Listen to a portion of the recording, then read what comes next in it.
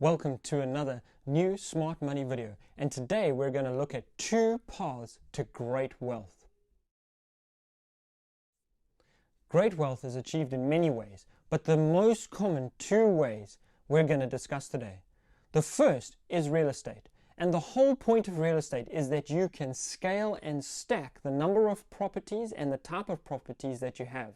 In other words, unlike a regular job where you only have a certain number of hours in a day to work, real estate allows you to stack it. Whether you own 100 properties, 10 properties, or 1,000 properties, you can actually scale that relatively well.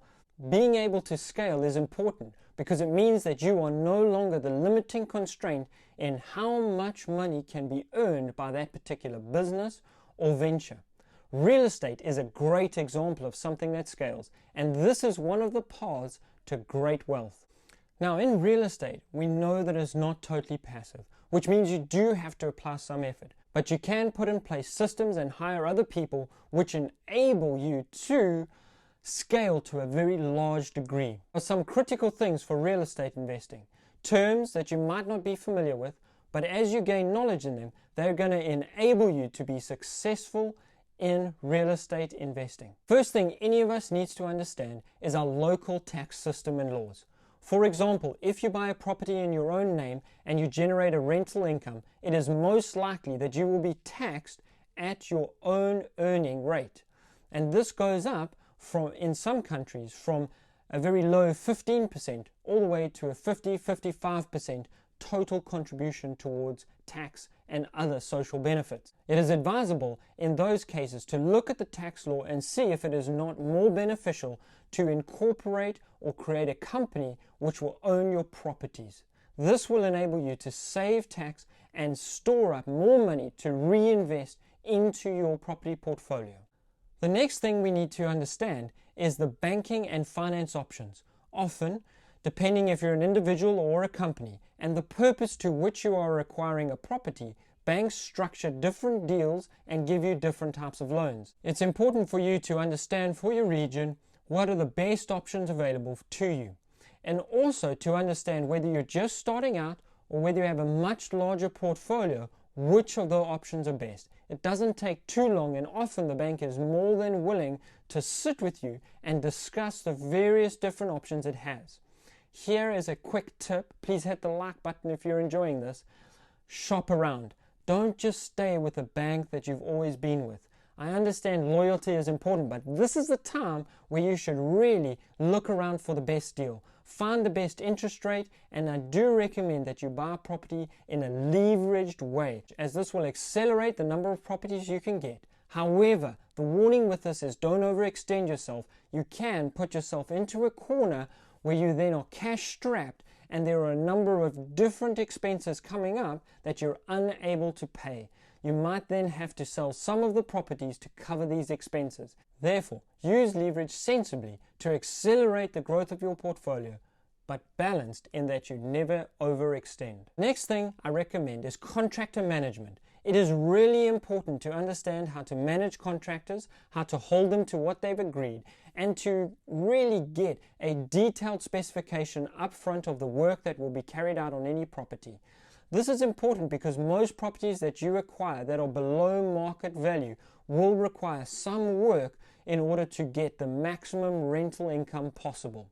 Here, contractor management is critical, as if you do not manage the contractors, they will manage themselves, and who knows how good or bad that will be. Over time, perhaps you will find a great contractor, but if you don't, you will have to cover the shortfall of management ability. Lastly, I would say, as the fundamental skills of real estate investing, it is about negotiation.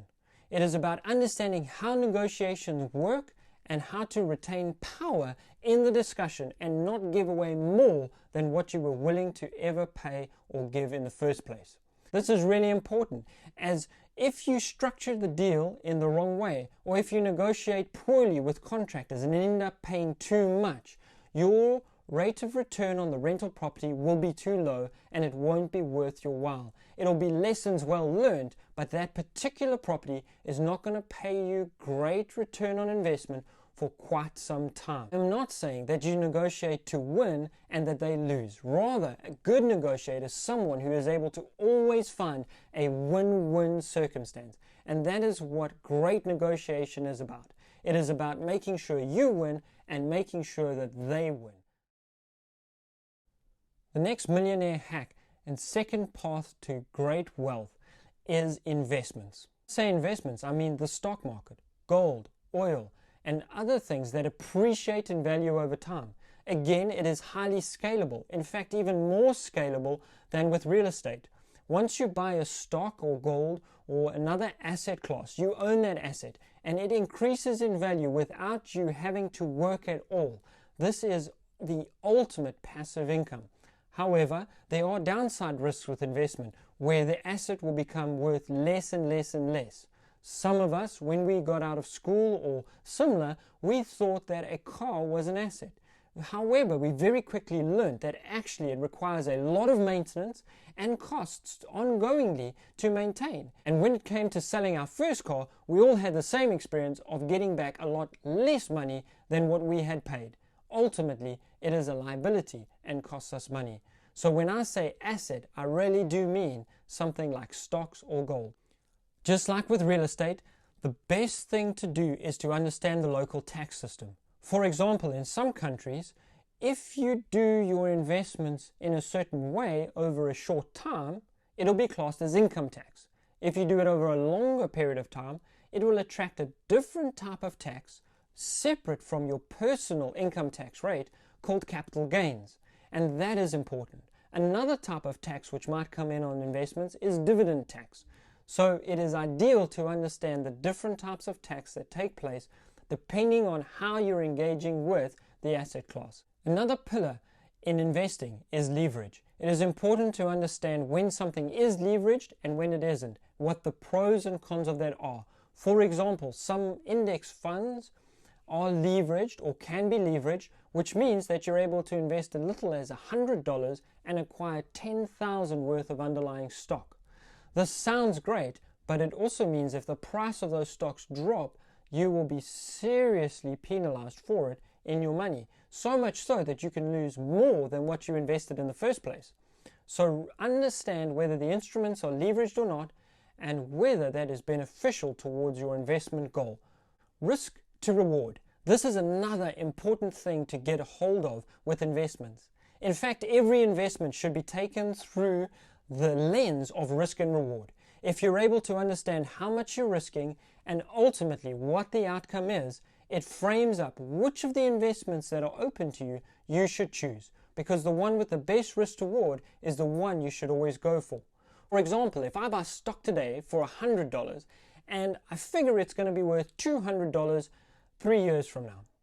I have another option where I will invest $100 and in 2 years I can only see it being worth $130, then the risk to reward on the first one outweighs the risk to reward on the second, and it makes it much easier to decide which one I should invest in. The next foundation of investing is to understand the concept of volatility. This is how much a particular asset class will move over a period of time.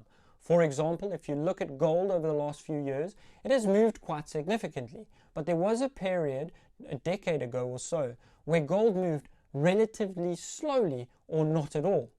Now, this volatility can be used to your advantage or it can be a disadvantage. And again, it depends whether you are leveraged or unleveraged. Volatility in a leveraged circumstance requires a very careful management of the investment. How do we work out volatility? Take the price over a number of years, or if it's a shorter term investment, number of months or weeks or days, and look at how much the price changes. What is the high and what is the low? If you simply subtract the low from the high, you do get an idea of how volatile this is. If you look at the stock market, recently we could have seen 1,000 point moves from the high to the low. The same period last year would have seen moves of maybe 300 from high to low. So they essentially today, the volatility is 3 to 4 times more than what it was last year for the same asset class. So we need to keep track of the volatility of the asset classes that we're in, because it does change. Once you've worked it out, look from time to time and ensure that it still matches your strategy. Lastly, It is important for us to understand our strategy. Are we taking a fundamental view or a technical view of the particular asset class that we're investing in? For example, in the stock market, a fundamental view is looking at the financials of the company, various different ratios such as price to earnings, to understand if the stock's value right now is fair or if it's undervalued. If it's undervalued, it makes sense to buy it. Very simplistically, fundamental analysis. Technical analysis, however, is simply looking at the price over time and deciding right now, is it cheap or expensive? Right now, is price going up or coming down? Again, a very simplified example of technical analysis. Whether you're investing fundamentally or technically, you have three choices. You can make a mechanical system of your investments, you can have a discretionary system of your investments, or you can have an automated and programmed system of your investments. Please comment down below if you would like me to dive more into each of those. Thank you for watching the video today. Please do subscribe and like if you are enjoying the content.